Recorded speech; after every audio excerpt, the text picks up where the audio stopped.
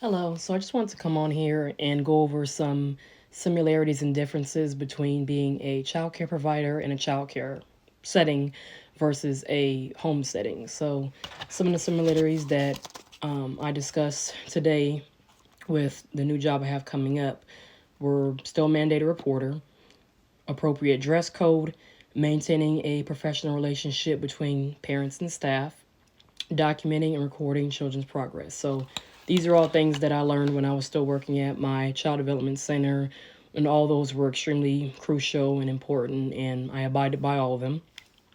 Some of the differences that I noticed that were brought up in the training were can have a personal friendship or relationship with the parents outside of being a ABA therapist slash behavioral technician. So let's just say, for example, if you were to get invited to the child's birthday party or out to dinner with the parents or some kind of family outing, you would immediately be terminated or have to quit the position as a behavioral technician slash ABA therapist. It has to remain a professional relationship, you being a therapist slash technician and maintaining professionalism with the family. And my HR rep was explaining a lot of times parents get close, to the ABA therapists and they become comfortable with them. They become like family and they want to invite them on personal family outings, but we cannot do that. So she just told me stay respectful, but decline. And if I was to take them up on an offer, like I could always become a nanny or babysitter, but it's just not something that's permitted within the company, the behavioral lab. And something else, what was it? The job does not require showing the child affection, as she pretty much said that we are required to play with the child, get on the floor, and everything as such, but no showing the child really any kind of affection unless it's, I'm going to assume if it's coming from the child that we're allowed. Let's just say if the child is coming up to give me a hug, I'm allowed to hug the child back. But for the most part, she said to just keep your distance from the child as I'm doing my sessions because they mostly are based around observations, which is something that was also important when I was working at the CDC.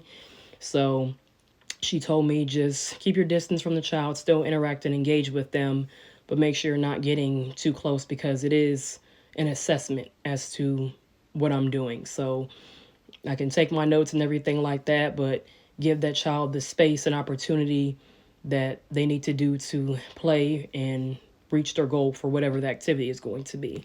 So, but those were just some of the similarities and differences that I noticed when I was taking the training, and I thought it was really interesting how serious they take it when she told me you cannot have no kind of personal friendship with the family. And granted, I don't do that anyway. I feel like that's definitely a conflict of interest. You do need to maintain a professional boundaries between, being a staff member and providing a service to a family, just so things don't get like too crazy, I guess you could say.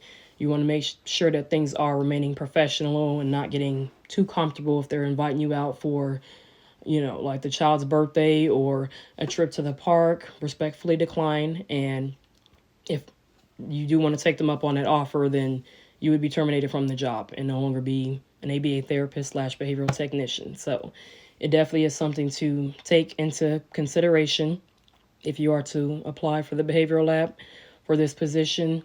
And if this is something that you're used to doing, working in childcare and sometimes babysitting for the family or going out and hanging out with them in personal outings, that this will not be tolerated for this company. So this is just for anybody that wants to apply for this position. Just take heed to that and make sure you're following the rules and all the protocols, because um, that was something else my HR rep brought up, saying that the parents would be the ones that would snitch on you. Like, hey, so and so came with us to so and so's birthday party, our child's birthday party. And then next, your supervisor is calling you like, hey, just so you know, you're not supposed to be doing that. And it's like, oh, well, they wanted me to come. And it's like, no, it has to be communication on all sides. So if this is something that you want to do, then you pretty much would have to quit or you'll be terminated from your position as a behavioral technician and you can go be a nanny slash babysitter for the family, but you cannot be an ABA therapist for the family as well as being a personal friend slash nanny slash babysitter, I guess you could say. So they want to make sure that you maintain that professional relationship, ABA therapist for the family. So, but that was pretty much it. Day 2 of my training is tomorrow. It's going to be 10 a.m. to 3 p.m. So, pretty much all day. It's a clinical training. I'm not exactly sure what that all entails, but I'll be uploading more tomorrow throughout the day.